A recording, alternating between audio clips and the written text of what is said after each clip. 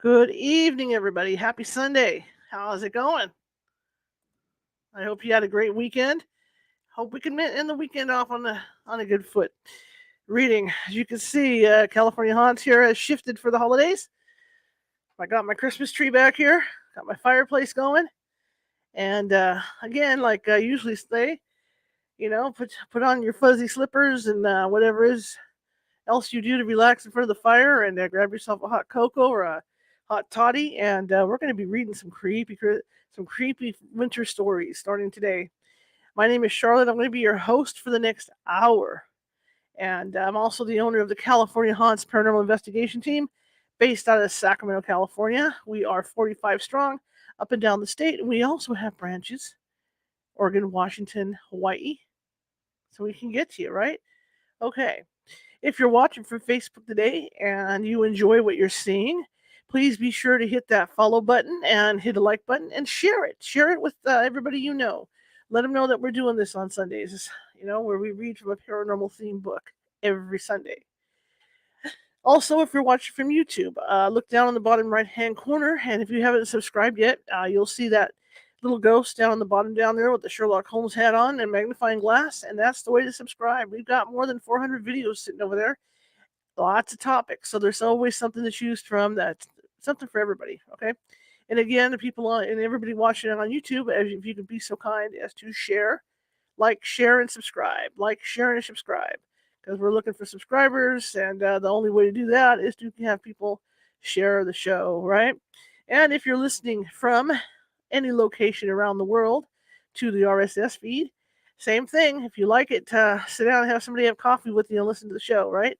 Share, share, share. We're trying to get as many likes and as many subscribers, as many followers as we can. YouTube shows us no love, and the only way to feel that love is to have people share our show. That's the only way to get the word out. All right. Tonight we're going to start reading from a new book. We've been reading about the Salem witch trials, but with the holidays coming and Halloween being over, I'm shifting gears. You can tell like I said, I've got my Christmas tree up back here, and I've got my fireplace going. So yeah, it's getting exciting. It's getting exciting. So we're shifting gears and we're switching books. And one of my favorite guests that comes on the show every once in a while is Sylvia Schultz. She writes a lot of paranormal themed books, and including the book I'm going to read tonight, which she so graciously gave us permission to read. And it's about darker Christmas. Not so much Christmas, but winter tales, dark winter tales. So there's a lot of variety in this book, and I think there's going to be some creepy stuff and other things that maybe we have nightmares over, but we're going to find out. I've never read this book. I'm reading it for the first time to you, just as you hear it. So let me get this going here. I have a wish list too. You guys want my holiday wish list? A new tablet. This tablet is so old I can't even get the new jelly bean on here or nothing. That's how old this tablet is. There's no more room. I'm surprised I'm even able to get these books loaded up on here. So let me get this open. Takes it a few minutes. Like I said, the book is antiquated. Or this is antiquated. This is a Galaxy Note 8.0, by the way. It would be nice to get like a 10.0 or even get a iPad. But this does the job for the books, at least, anyway. And other stuff I have it doing, so. And usually I don't drink when I'm on the air. I don't mean drink, I mean like water. I don't like that. I think it's tacky. But since this is kind of a casual day and I'm reading a book, and I gotta keep my voice like going, I will take drinks occasionally. Water, of course. If I took the other kind of drinks, I probably couldn't read this, right? Okay. So again, this is by our old friend Sylvia Schultz. She's been on a couple times. Haunted Peoria, different books she's written. She goes on a lot of ghost hunts and writes about them. But this book is a little different for her. This was written a couple years ago. Let my Kindle come up. Like I said, it's an old tablet, so bear with me. Let's see. Okay. Is it showing my internet off? That's bizarre. Okay, it's not showing anything. Okay. So it's called The Spirits of Christmas The Dark Side of the Holidays by Sylvia Schultz. So one more minute and we will get the show on the road. If you guys are interested in being in the chat room, I can look up and see the chat room. I see Maurice is in there. I see Pamela Schmidt. I see Pamela's in there. So if anybody wants to join us in the chat room, that's cool. I will try to look up, at different times and say hi to y'all. Okay, so here we go. We're going to start now. It's 6:35 p.m. Pacific. And here we go. Introduction. It's the most, if you can, this is the right spot. It's the most wonderful time of the year, and it's loaded with ghosts. They say the veil between this world and the next is thinnest at Halloween. But there's still plenty of spillover. Let me kind of get this adjusted here. But there's still plenty of spillover at other times of the year. The dead of winter is a prime time for spookiness. December isn't just for Christmas. Hanukkah celebrates one of the miracles of the Jewish faith, when 1 day's worth of oil for the temple lasts for 8 days. Kwanzaa, too, gives a nod to the bright happiness of the season. Maybe we're so eager to bring light to this time of the year because it's, well, pretty dark, pretty bleak. Take away all the Festival of Lights celebrations, whether religious or secular, and you're left with cold, gray days, even colder nights, and those nights are long.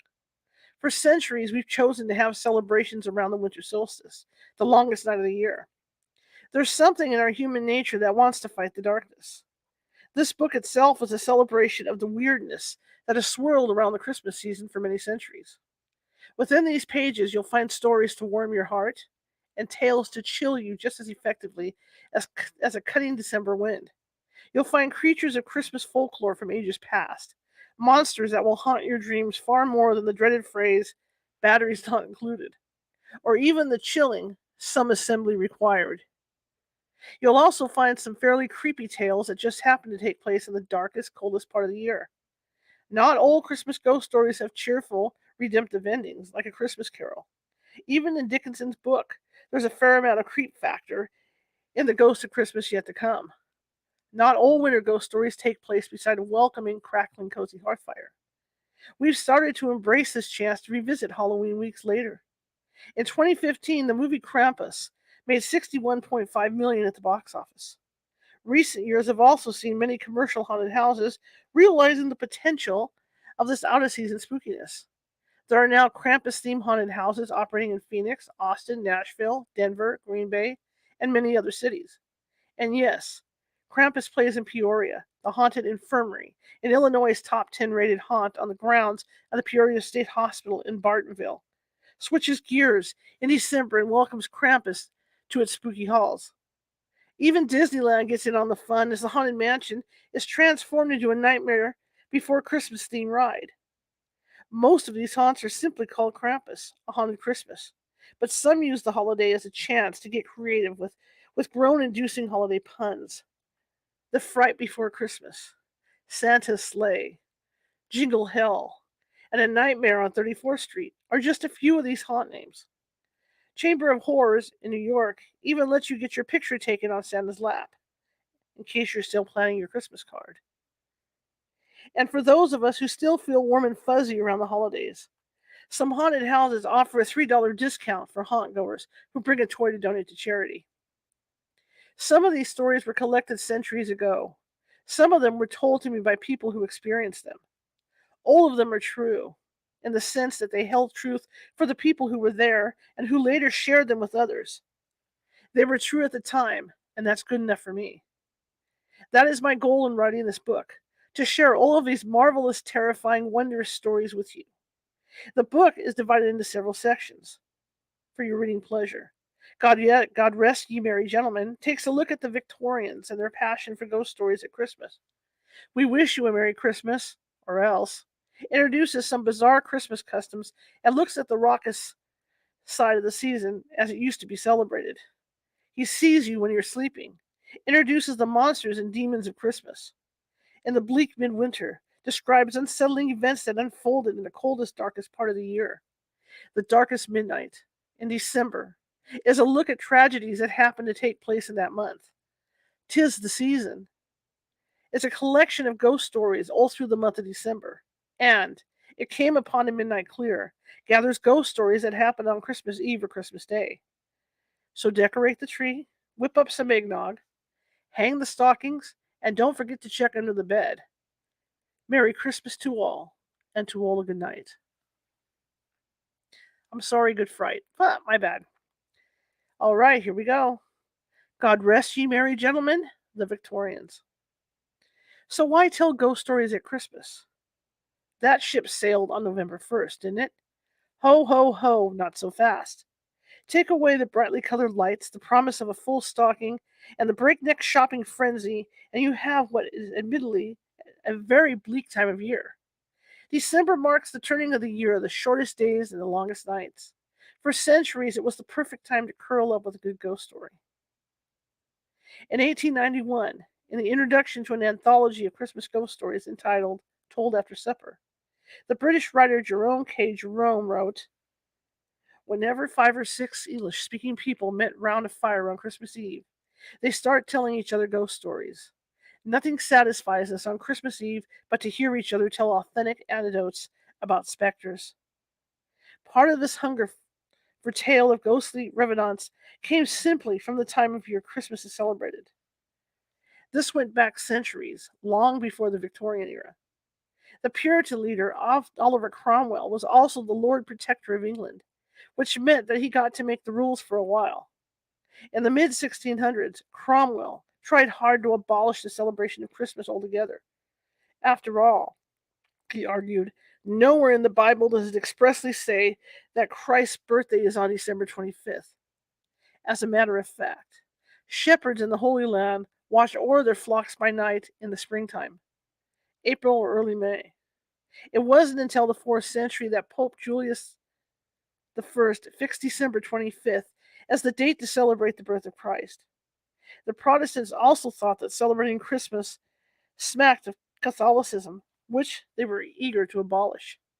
So Christmas was a non-starter for quite a few centuries in England, unless you were in the Catholic minority. December 25th as the date for Christmas was not an arbitrary choice for the early Christians. Both Yule and Sol Invictus, the festival of the unconquered sun, commemorated the winter solstice. The symbolic connotations of these holidays coincided with the Christians' belief that the Son of God had come to the world. Pope Julius I simply co-opted dates that were already significant to pagan Romans and Northern Europeans. Of course, this meant that the raucous pagan celebrations, the Saturnalia parties, and the topsy-turvy turnarounds got brought into early Christmas celebrations too. The winter solstice was also considered to be the spookier of the two solstices. Rather than long hours of daylight and a short night, the winter solstice marked the turning of the year with the shortest day and the longest night. Parentheses. The increased hours of darkness meant, of course, that spooks and monsters and things that go bump had a lot more time to roam the earth during the winter months. End parentheses. It brought to mind the death of the sun and the thinning of the veil between worlds. The Victorian Christmas celebration then, which already made heavy use of pagan symbols like Yule logs, holly leaves, and even Father Christmas, also embraced the holiday's nodding acquaintance with the supernatural. This helped to create one of the Victorian era's most enduring holiday traditions, the Christmas ghost story. Even Christmas games of the period held an element of terror. The popular game of Snapdragon involved putting raisins, plums, or almonds in a bowl of brandy and then setting the brandy on fire. Players tried to snatch a raisin out of the flaming bowl and pop it into their mouth to extinguish it. Another game had the players attempting to bite apples which were tied to one end of a stick. The other end had a lighted candle stuck to it. The phrase, "Don't try this at home, kids," had not been invented yet. Other games smacked of sadomasochism. The game of hot cockles involved putting your head in someone's lap while trying to guess who was hitting you from behind. The kneeler, who was it, put their hand behind their back, palm up. The other players took turns smacking the palm in an anonymous low five. Shooing the wild mare was a simple guessing game which involved a whack on the foot. But after the brownies' blue flames had died down, after the Christmas goose was picked down to the bones, after the last candle had guttered to a sullen yellow glow, then, then, came the ghost stories. And what stories there were. The Kit Bag, 1908. by Algernon Blackwood tells of a man packing a haunted suitcase on Christmas Eve in preparation for an overseas journey. Mrs. J. H. Riddle wrote A Strange Christmas game in 1863 about a brother and sister who spend Christmas in a haunted house and witness the ghostly reenactment of a murder. And speaking of games, Smee by A.M. Barrage, 1931, is a real spine tingler. A house full of partiers are playing hide and seek on Christmas Eve in a big old rambling country house when they discover during the game that an extra player has snuck in and joined them. All these tales and more can be enjoyed at gothichorrorstories.com. One of the most famous Christmas-themed ghost stories is another tale of hide and seek. This one quite a bit more gruesome than the atmospherically chilling Smee. The story is sometimes presented as a true ghost tale, but it has been through so many incarnations that it should more truly be considered an urban legend. The following is just one of half a dozen versions of the story. The story is set, sometimes, at Bramshill House in Hampshire, England. Originally built in the 1600s, it was renovated extensively over the centuries. The current manor house was once owned by Sir John Cope, and it is his daughter, Anne, whose ghost now haunts the mansion. Anne was married on Christmas Day. During the wedding celebration, Anne suggested the guests all play a game of hide and seek. The guests all scattered throughout the huge country home. Anne scampered to a little used part of the manor house, where to her delight, she found a large oak chest.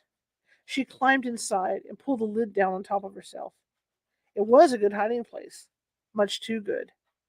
50 years later, some unsuspecting Cope descendant opened the ornately carved chest and got a horrifying surprise. Anne's mummified remains were still dressed in her wedding gown.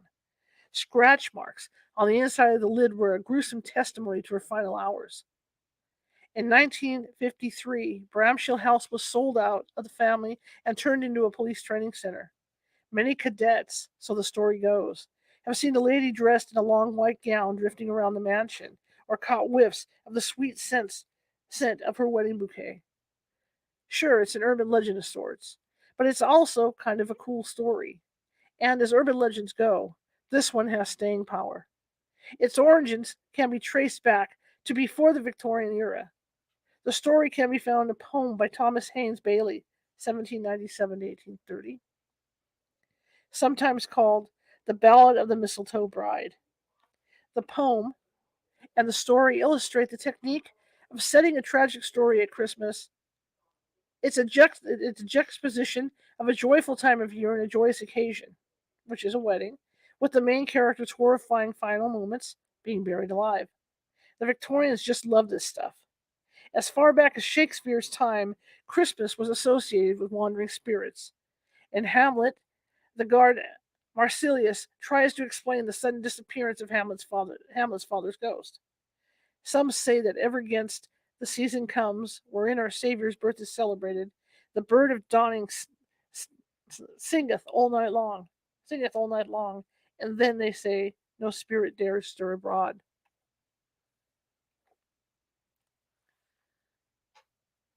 The nights are wholesome, the no planets strike, no fairy tales, nor witch hath power charm, so hallowed and gracious is the time.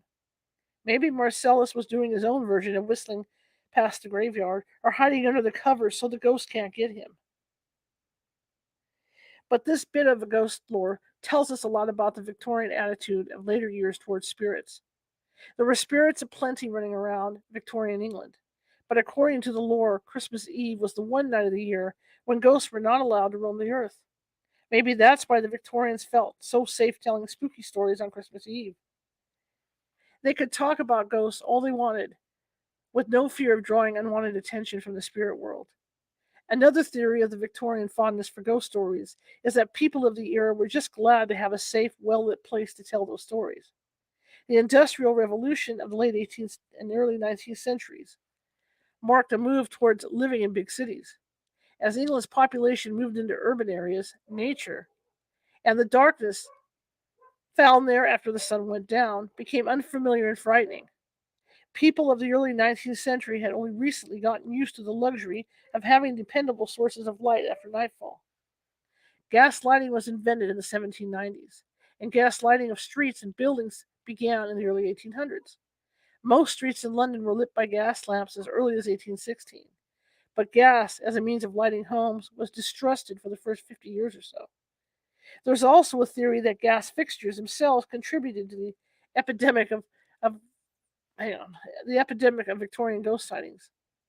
There's a reason the bright interior decorating of the Georgian period, all that beautiful white and gold decor, turned dark and gloomy in the Victorian age. Dark Victorian wallpaper hid soot better. Gas fixtures began to show up in city homes and manor houses in the mid 19th century, and sometimes they leaked gas and tainted the air with noxious fumes. A tightly laced corset was only one reason for a well bred Victorian lady to faint. Another reason was lack of oxygen in gas-lit parlors. There's a theory in paranormal circles that gas leaks sometimes led to hallucinations of wispy figures or shadows seen out of the corner of the eye. This would go far towards explaining the explosion of ghost sightings in the Victorian era. Whether or not 19th century ghosts were the product of leaky gas fixture, we have the Victorians to thank for a wealth of supernatural themed literature. The late 19th and early 20th centuries saw countless Christmas gift books published that were entirely devoted to ghost stories. These weren't cheap dime novels either. These were classy, upscale publications of quality design and prestigious writing. Contributors to these gift books and annually published anthologies included Edgar Allan Poe, Mary Shelley, Nathaniel Hawthorne, and Rudyard Kipling. Sir Arthur Conan Doyle actually introduced the character of Sherlock Holmes in a story for a Christmas annual. But the granddaddy of all Christmas ghost stories is, of course, A Christmas Carol. This most beloved of Dickens' works was written for a most unsentimental reason. The author had bills to pay. In October 1843, Charles Dickens was hurting for money. He'd gotten married in 1836, and he and his wife had already produced 4 children, with number 5 on the way. Dickens had an almost pathological horror of being in debt. His father had been thrown into debtor's prison when Charles was 12 years old. The grown-up Charles Dickens refused, above all else, to put his own family through such a shame and degradation. He needed a project to raise some fast cash. He had an idea for a story of a miserly old curmudgeon whose grumpy outlook on life is changed by visits from free spirits. Dickens was actually recycling material he had already written. In the Pickwick Papers, Dickens wrote, "The Story of the Goblins Who Stole a Sexton." This told the story of Gabriel Grubb, a drunken sexton who chooses to spend Christmas Eve digging a grave instead of celebrating the holiday. Grubb is dragged off by goblins and has a change of heart after the Goblin King shows him a series of visions that prove his life is worth living after all. Dickens took this theme and embroidered it. Instead of visions, Ebenezer Scrooge received actual visits from ghosts. First, his late partner, Jacob Marley, then the spirits of Christmas past, Christmas present, and Christmas yet to come. For good measure, Dickens tossed in a ridiculously sentimental subplot involving Tiny Tim Cratchit, the kind of sickly poor child who the Victorians loved to weep over. He wrote the book in a fever of production. It was on his publisher's desk in less than 6 weeks, and the gamble paid off big time. A Christmas Carol was released on December 19th, 1843. The original print run of 6,000 copies sold out within 3 days. Since then, it has never been out of print. Taking on a life far beyond the printed page, it has been produced as a play, a musical, and many movies, the earliest being a 1908 version by Thomas Edison. Dickens kept up with this fashion of telling ghost stories at Christmas time. Until his death in 1870, Dickens produced a number of Christmas annuals and invited other writers to contribute to those anthologies. With the success of A Christmas Carol, Dickens could pay off the debt that had led to its creation.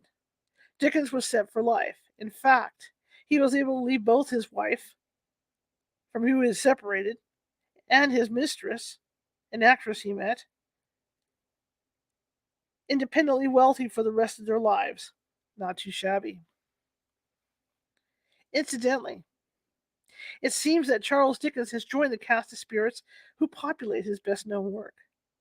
In life, he spent time at the Omni Parker House Hotel in 1867 and 1868 while touring the United States giving readings of his works. He could be heard in his room practicing his delivery late into the night. In modern times, I'm just looking real quick. In modern times, let's see. Okay, guess who stayed? Whoop, hang on. Just went down on me. Okay, didn't go down. It got smaller. I didn't mean to say it that way. Guess who stayed in the Dickens suite reported seeing the ghostly image of the great author himself in a large mirror that used to hang in the room. The phantom would appear in the mirror, pacing back and forth, reading a Christmas carol out loud. When spoken to, the ghost would vanish. Many hotel guests also reported that the elevator would stop on the third floor of the hotel, even though no one had pressed that button.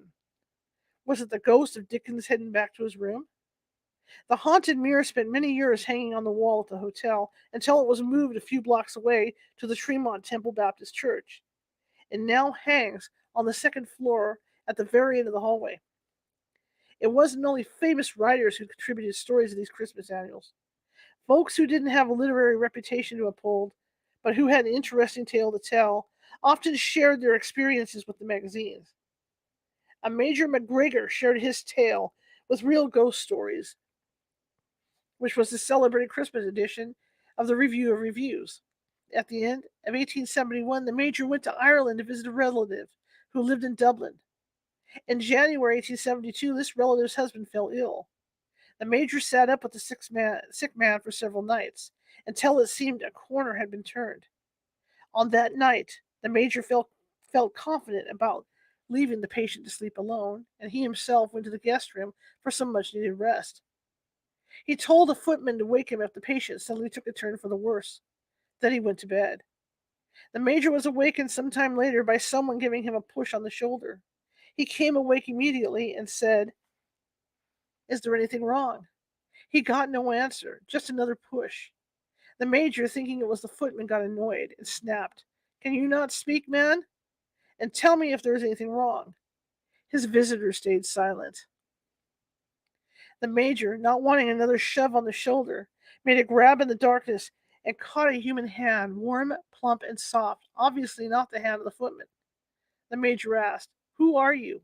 but again got no answer. He tried to pull the person towards him, but couldn't. "I will know I will know who you are," the Major cried. He held the stranger's hand tightly in his right hand and explored the arm with his left hand. He felt a wrist and an arm enclosed in the tight-fitting sleeve of some heavy winter fabric with a linen cuff. But when he felt it past the elbow, the arm just stopped. The Major was seriously freaked out by this and dropped the hand he was holding. The clock struck 2, and the Major knew there would be no more sleep for him that night. The next morning, the Major told the household what had happened. The servants of the house had a ready explanation. It must have been the master's old Aunt Betty, who lived in the upper part of the house for many years, and who had died at the very great age over 50 years before. Not all Christmas ghost stories were published in magazines. Many families had their own collection that were brought out to be enjoyed and added to year after year. One of the most celebrated personal collections was written by Lord Halifax. Published in 1936, it is still available today. His son wrote years later about his fond memories of Christmas. Quote, "As long as I can remember, my father's ghost book was one of the most distinctive associations of Hickleton, which is the family home. He kept it always with great care himself, from time to time making additions to it in his own hand, and bringing it out on special occasions, such as Christmas, to read some of the particular favorites aloud before we all went to bed. I well recollect my mother protesting, although I think almost inevitably to no effect, against the children being frightened too much. The victims themselves, fascinated and spellbound by a sense of delicious terror, never failed to ask for more. I myself would have been right at home with the Halifax children. So here, in the spirit of Christmas, and of the grand old tradition of the season, I offer this collection of true ghost stories. I hope it brings you just as much wonder and terror as Lord Halifax's stories brought to his children.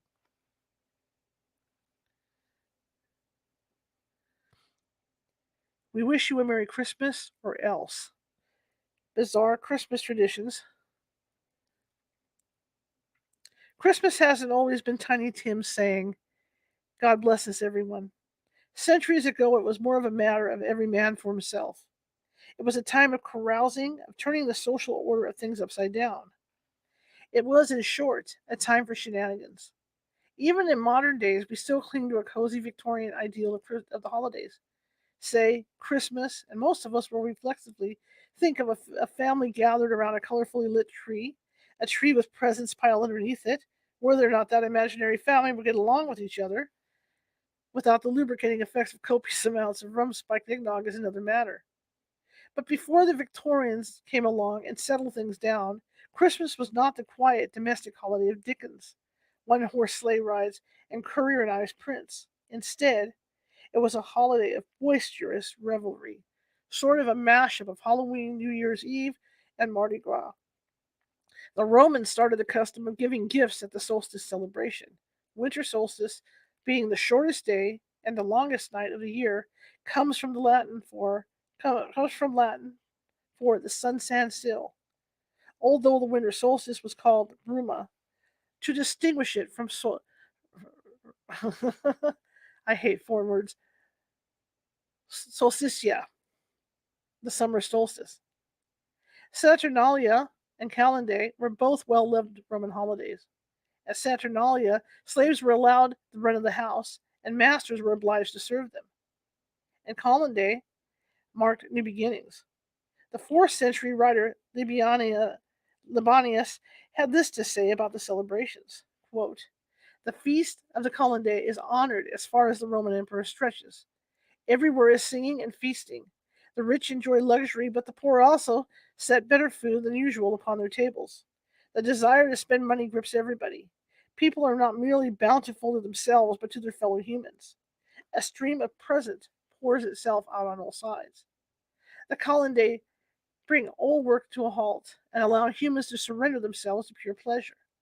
Saturnalia was just one of the many holidays that made up the Roman calendar, but it was one of the biggest. The lower classes looked forward to the role reversal that came at the turning of the year. Household slaves, especially, jumped at the chance to be in charge for a while, to be served by their master and mistress. Even after the fall of the Roman Empire, this role reversal at Christmas time continued to be one of the few perks enjoyed by lower classes. The custom of wassailing, or going door to door to beg for alms, began way back in the early Middle Ages. The practice continued all through the Middle Ages as a way to keep the social and political order stable. You think giving the girl who cuts your hair an extra tip at Christmas is a new thing? Think again. In medieval times, tradesmen would ask their customers for gifts or of gifts or largesse at the holidays, and sometimes they would threaten retribution if refused. A morning newspaper chucked under a hedge instead of being delivered to your welcome mat is one thing. To have someone responsible for guarding your house slack off, or actively invite thugs to ransack your home while they stand by watching is something else entirely. This was a problem as far back as 1419 England, when the Corporation of London ordered the servants of city officers to stop the custom of asking for Christmas offerings from victualling trades, sometimes with menaces if refused. So the lower classes were discouraged from wassailing. That didn't stop them. Even the practice of caroling was frowned upon by the upper classes, both in England and later in America. Through colonial times, up into the early 19th century, caroling was not the innocent, light-hearted practice we think of today. Carolers of yesteryear were not content to stand outside in the cold and sing, in the faint hope of getting a mug of hot chocolate and a cookie or three. Quite the opposite, in fact. Old-time carolers were a rowdy, often destructive bunch. Consider the lyrics to We Wish You a Merry Christmas. Now bring us the figgy pudding, and bring it right here. We won't go until we get some, so bring it right here. We sing these lyrics without a second thought. But when that song was written, the singers were a lot more aggressive in their demands. They weren't kidding about it. Imagine that you are someone fairly high up on the social ladder, either in England or in one of the big American cities, Philadelphia, Boston, someplace like that. You're relaxing with your family on Christmas Eve. You'll wait until New Year's to exchange gifts because that's a great way to acknowledge fresh beginnings. For now, you're content to enjoy some quiet time with your loved ones, but you keep one ear cocked for trouble. And there it is, pounding on the door. The maid hurries to open it, fearing it will break under the fists of the drunken hooligans. Your house clearly isn't their first stop of the evening. A half dozen thugs swagger into your front parlor, their boots tracking snow and mud onto your carpet. One of them, clearly the leader, calls himself the Lord of Misrule. He yells at you to bring out several bottles of your best wine and plenty of good food. Cake, if you have it. And he knows you do. The rowdies spend an hour or so swigging claret and mashing cake crumbs into the doilies. But what can you do? You can't tell them to leave. It's tradition. They finally leave, and you breathe a sigh of relief. You're out a couple of bucks, since they demanded money too. And your parlor is trashed, but they're gone. That's over with. Until the next bunch shows up. It's going to be a long holiday season. It's not too much of a stretch to say that Clement Seymour, with his poem, A Visit from St. Nicholas, single-handedly turned society's perception of Christmas 180 degrees. With this poem, better known by its first line, "'Twas the night before Christmas," Moore completely upended the perception of Christmas as a time of riotous misrule. Instead, he introduced the character of St. Nicholas as the polar opposite of a lord of misrule. Instead of a bunch of rowdy young men busting into the house uninvited, one man solo comes into the house. He hasn't been invited in either, but he comes in silently, without the boisterous good cheer of the wassailers, a good cheer that could turn ugly in a moment. St. Nicholas is obviously a member of a lower working man class. He holds the stump of a pipe clenched in his teeth, which was an affection of the laboring class. Dandies smoke pipes with long stems. Working men prefer to snap their pipe stems off. Also, he opens up a peddler's pack, but he poses no threat to the household. As a matter of fact, St. Nicholas displays his own largesse. Instead of demanding gifts from the narrator, fine food and liquor, presents and money, St. Nicholas leaves gifts for the household. And most importantly, instead of threatening the narrator, we won't go until we get some, St. Nicholas expressly lets the narrator know he has nothing to fear. His appearance and behavior, although startling, are absolutely non-threatening. At about the same time Clement Moore published A Visit from St. Nicholas in 1822, society's opinion was turning against public displays of drunken rowdiness at Christmas. It was around this time that people began to buy Christmas presents for each other and for their children rather than making them. Although even then a handmade gift, or at least a hand-finished gift, was much preferable to a completely store-bought Christmas. Merchants wanted to make their shops safe, appealing places, free from unwanted attentions of drunken revelers. Instead of being reported in regular newspaper articles, accounts of rambunctious gang behavior started to show up in the police blotter section of the paper. The boorish behavior frowned upon by genteel society was quite literally marginalized, and it eventually faded. Wassailing had largely died out in England by the 1930s, even though the folks who used to practice the obsolete custom were still alive and well. Social programs by then were helpful enough that the poor no longer needed to beg, even at Christmas time. By the 1970s, though, groups in the east and west of England started up again, singing traditional wassailing carols and offering drinks of beer and cider from the wassail bowl. These groups do collect money in exchange for their caroling, but now the money is raised and donated to charity. One of the most puzzling and, to modern eyes, grotesque example of a Christmas ritual is the English custom of hunting, killing, and displaying of wrens. Wrens are the smallest bird native to Europe, and killing one has for centuries been regarded as a cowardly act, sure to bring bad luck down on the perpetrator. This belief goes all the way back to the ancient Greeks and Romans. The early medieval Irish writer Cormac of Cashel said that the wren got its old Irish name, Dreen, from Druian, Druian, or Druid bird. The ancient Irish used the wren for fortune telling. But by the 17th century, the Irish were killing wrens at Christmas. This was also a custom in the British Isles and in the south of France. Teenage boys would later, or teenage boys would carry a holly bush with bunches of dead birds and colorful ribbons tied to it from house to house, displaying their grisly trophies and asking for money.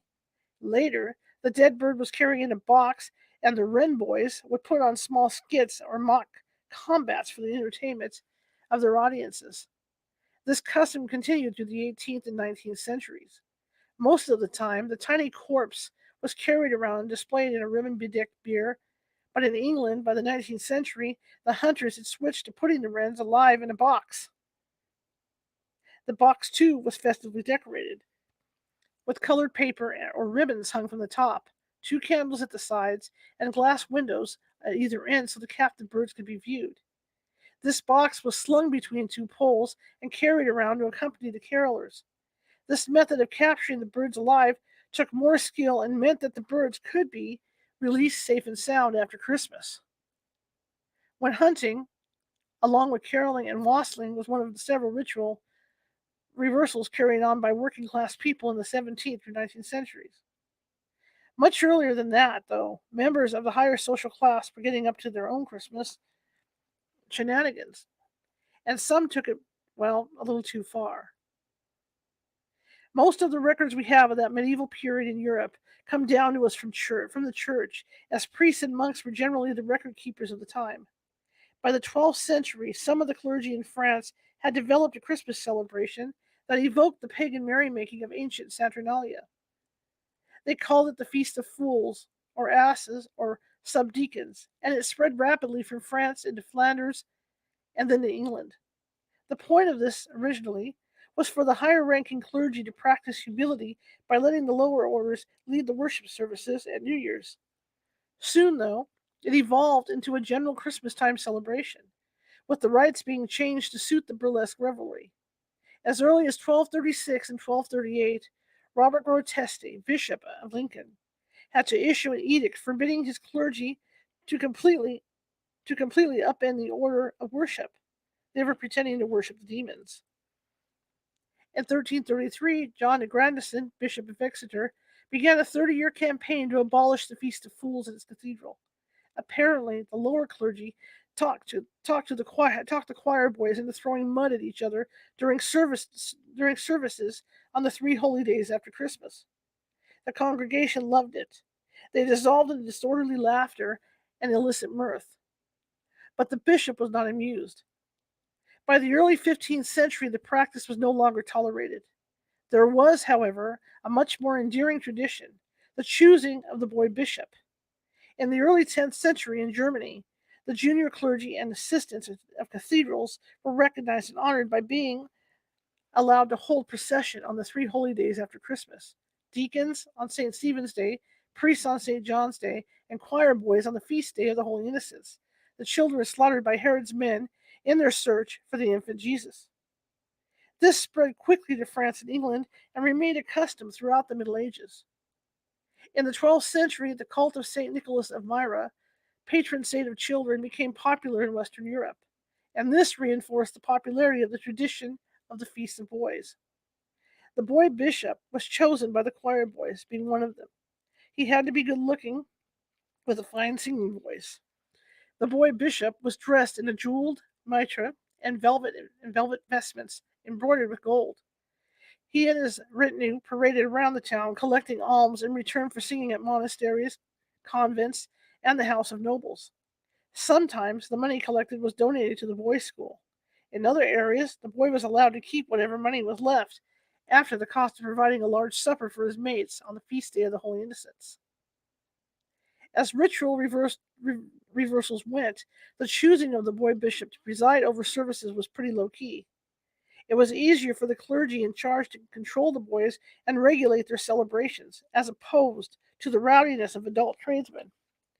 Plus, this custom was less of a reversal and more of a reaffirmation of Christ's teaching of the spiritual relationship of children to the kingdom of heaven. He sees you when you're sleeping. Creepy characters of Christmas. As you lie there, snug in your bed, with sugar plums dancing a conga line in your imagination. Keep in mind that Santa Claus isn't the only mythical figure that might be sliding down your chimney and creeping around under your tree in search of milk and cookies. There are plenty of reasons to be afraid of the dark in the deepest part of the winter. Let's meet the monster of Christmas. The monsters of Christmas. Krampus, the demon of Christmas. Krampus is perhaps the most familiar of the Christmas monsters, creatures that make the Grinch look as cuddly as Rudolph. In recent years, he has become the grand old man of alternative Christmas celebrations. Krampus is a demonic looking figure from Germanic folklore. He's got black skin covered with short black fur, a long lolling red tongue, and one cloven hoof and one human foot. He's half demon and half goat, and he revels in punishing children who've landed themselves on Santa's naughty list. Krampus sometimes travels with St. Nicholas to dole out punishments, and sometimes he just shows up to take matters into his own hands. Krampus is invariably terrifying, as befits a demon. He wields nice whippy birch branches with which to beat naughty children. Sometimes he uses rusty chains for the beatings. He also carries a sack for abducting the worst offenders. These reprobates are either carried off to hell or Krampus snarfs them down for dinner. To get on Krampus's good side, some people leave out offerings at Christmas time. Santa likes milk and cookies. Krampus prefers schnapps. In some homes, Krampus leaves a bundle of twigs painted gold, which is hung up in the house as a reminder to children to behave. Krampus is feted on Krampusnacht. I hope I got it right. Krampusnacht, December 5th, which is the eve of St. Nicholas Day. Krampusnacht is celebrated in parts of Europe and, increasingly, parts of America too, with parades and parties. La Befana, Santa's tipsy other half. Move over, Mrs. Claus. La Befana is southern Italy's answer to Santa. The legend of the Christmas witch says that the three wise men stopped at her cottage to ask for directions to Bethlehem. Being in southern Italy, they were woefully off course. La Befana had the prettiest, cleanest, best kept house in the village, and she was famed for her generous hospitality. She invited the Magi to spend the night at her cottage. Thrilled with the kind invitation, the wise men accepted. The next morning, they invited La Befana to come with them in their church for the Christ child. La Befana begged off, saying she had far too much housework to do. Houses don't clean themselves, you know. A few days after the wise men left, La Befana reconsidered their offer and decided that yes, she might like to witness the birth of baby Jesus. Unfortunately, she had forgotten to ask where the wise men were headed. Ever since then, she has wandered the planet searching for Bethlehem, leaving toys for good children and coal onions, and garlic for naughty ones. There is another darker origin story for La Befana. In this version, she is a mother who had been driven mad by the death of her only son. In her delirium of grief, she heard the story of the birth of Jesus and became convinced that he was the reincarnation of her own lost son. She left home and searched for him.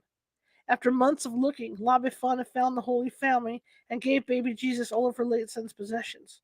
In return, Jesus blessed La Befana and made her the honorary mother of every child in Italy. Now, her grief healed, La Befana travels the country giving gifts to children during the Christmas season. Just like Santa Claus, La Befana enjoys a snack when she is on her rounds with a sack full of goodies. But instead of milk and cookies, she prefers a bottle of wine and boiled sausages with a side of broccoli. Although La Befana, like Santa, is a jolly sort, there is one thing you must remember, and that is that she doesn't like to be seen. If you catch her making your visit to your house on Christmas Eve, don't make eye contact with her, or she'll smack you in the face with her witch's broom. Frau per- okay. Frau Perchta, another witch with an unpleasant MO.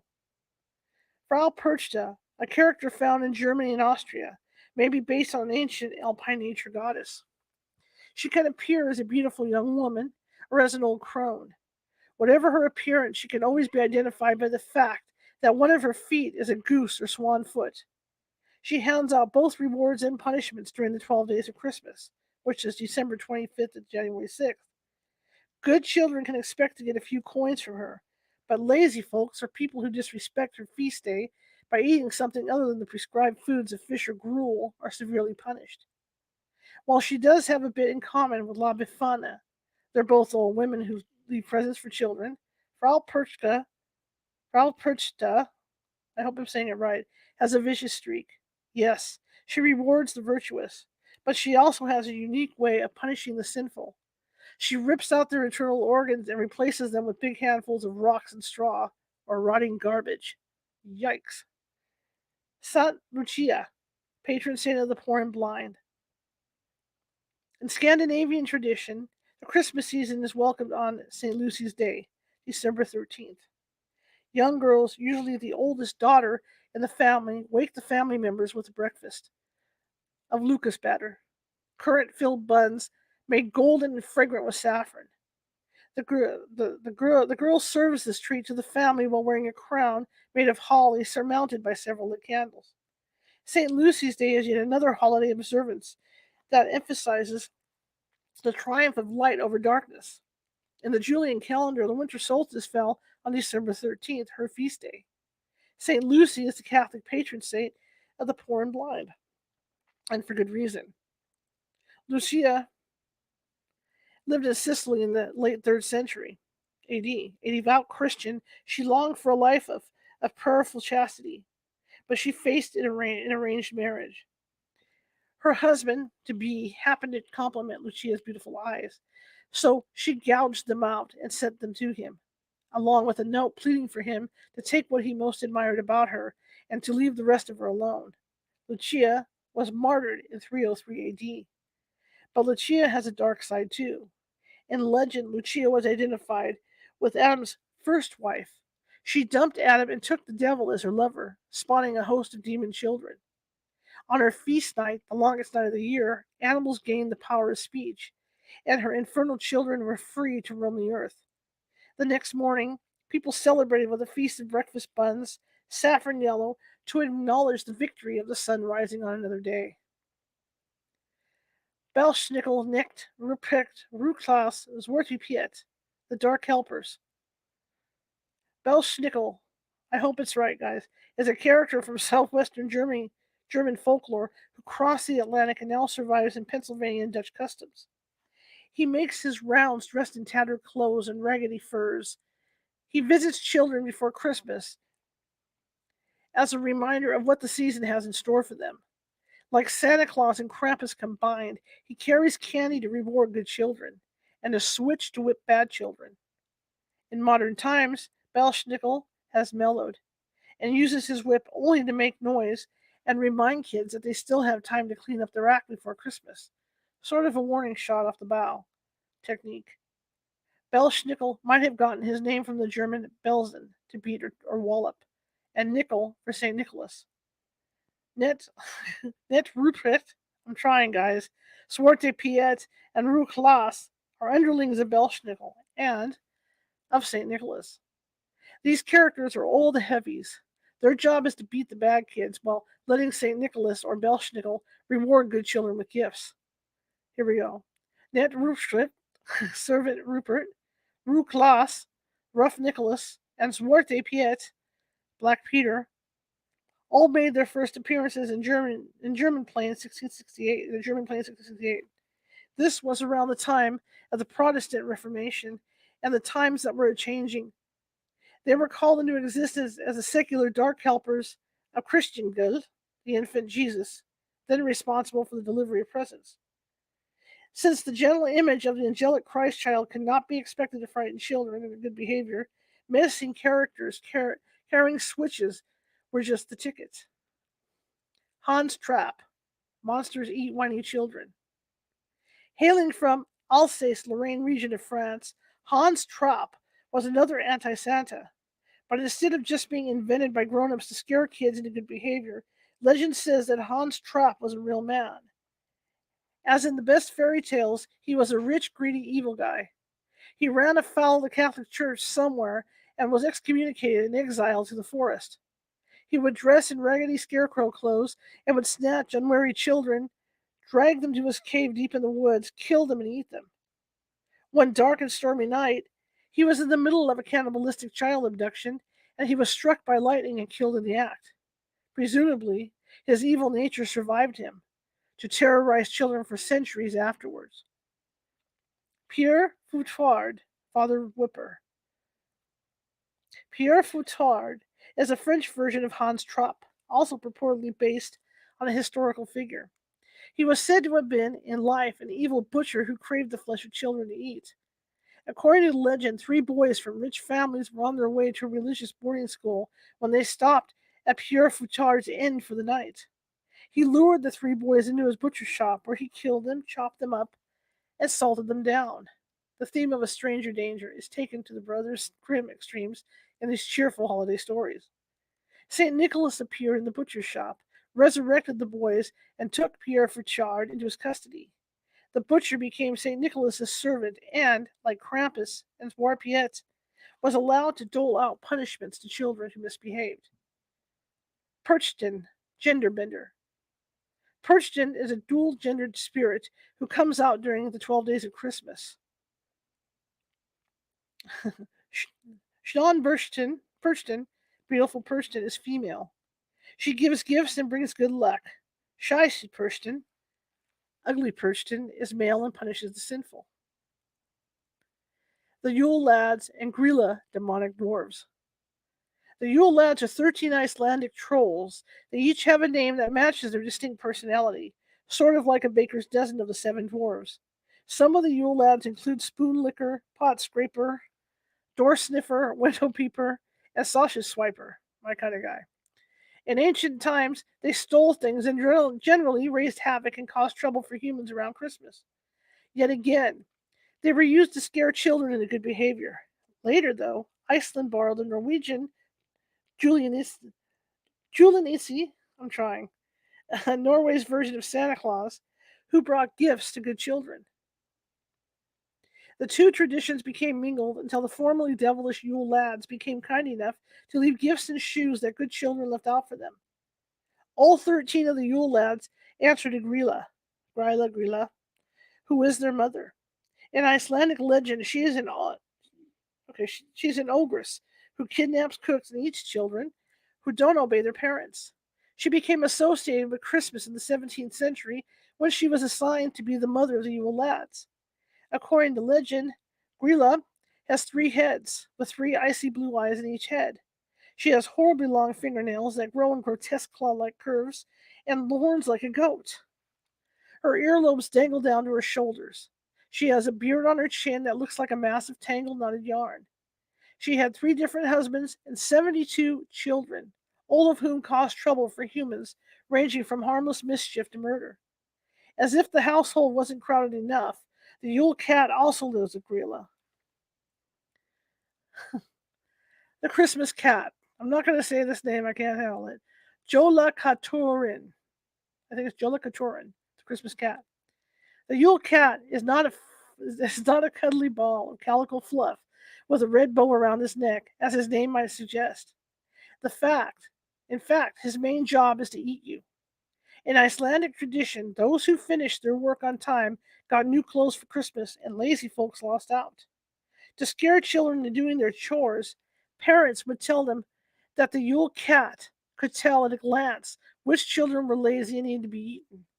They were the kids who didn't have at least one new item of clothing for Christmas. Suddenly, that itchy hand-knitted sweater from your great aunt Ruth doesn't look too bad, does it? Julebuk, the Christmas ghost. Goat, at least I can say that. Julebuk. On Scandinavian-themed Christmas trees, even today, you might see a straw figure of a 4-legged creature hanging from a branch, a red ribbon around its neck, curved horns sweeping proudly over its head. This is the Christmas goat, and it serves now as a good luck decoration. Like the other creatures in our Christmas rogues gallery, though, the Julebuk has followed a long and winding road to the branches of the Christmas tree. The Julebuk started out 1,000 years ago as a reference to Thor and his 2 pet goats, Gaptooth and Toothgrinder. Thor was Peeta's worst nightmare. Every night he would slaughter his goats for the warriors' feast in Valhalla. Then he would raise them from the dead the next day to have them around to kill for that night's feast. Thor's callous but sustainable treatment of his pets was commemorated for centuries in a Swedish folk custom called julaffer, or the Yule sacrifice. This ancient midwinter celebration involved an actor dressed in skins and wearing a formidable pair of horns. He was led into the room by two men who pretended to slaughter the goat while singing about it. At the end of the song, the goat jumped up, none of the worse for having his throat slit. The early Christian fathers were not amused by his obviously pagan spectacle. By this obviously pagan spectacle, they declared the Julbach to be a demon. The common people took this idea and ran with it. Tales from 17th century Sweden describe the dark and demonic Julbach roaming the countryside on December 25th, demanding gifts of food and frightening devout Christians. By the mid 1900s, though, both the Yule sacrifice and the demonic Yule goat were relics of the past. The Yule goat became a cheerful symbol of good luck rather than a terrifying midwinter apparition. Okay, Marie Laud, the Christmas Carol singing horse skull. Marie Laud, or the gray mare, is a mischievous party animal. No, really, Marie Laud is nothing more than a horse's skull with a hinged jaw, decorated with ribbons and bangles, with colorful reins on its halter. The skull is perched on top of a pole and carried around by a man under a white sheet. Marie Laud, I hope I'm saying it right, guys, don't hold me to it, travels with an entourage of merrymakers who take Christmas caroling to a new level. The band goes door to door at houses or pubs because why not? And engages the inhabitants in a battle of rhyming insults, a yo mama fight inspired by Dr. Seuss. In theory, whoever stumbles on a rhyme first loses, but Marie Laud is invited in no matter who wins. The theory being that she is so jolly and terrifying that she scares the paste out of any evil spirits that happen to be hanging around the place. She brings good luck for the coming year just by being in the house. In Celtic Britain, the horse was a symbol of power and fertility. Rhiannon, the horse goddess and the queen of the underworld, rode a majestic white horse. Horses that had the ability to cross between this world and the next were depicted as white or gray. Battles of wits, too, are common in Celtic literature. So the custom of parading Marie Laud in the streets of Christmas is sort of a mini course in Celtic mythology. The gray mare, dressed in white, returns from the underworld at the turning of the year and engages the humans it meets in a rhyming battle of wits. There was the Christian church discovered just no way to turn Marie Laud from a righteously pagan symbol into a proper Christian celebration. So they denounced her instead, preaching against the drunkenness and bawdy verses. Ironically, the practice of parading Marie Laud through the streets in search of booze and off-color fun had nearly died out by the 19th century when the Reverend William Roberts wrote his book, The Religion of the Dark Ages. In it, he warned against the dangerous shenanigans of Marie Laud and helpfully wrote down 20 of the most common verses, thereby setting the stage for a Marie Laud revival. The tradition of Marie Laud faded through the mid 20th century, but the cheerful nonsense has become popular once again in recent years.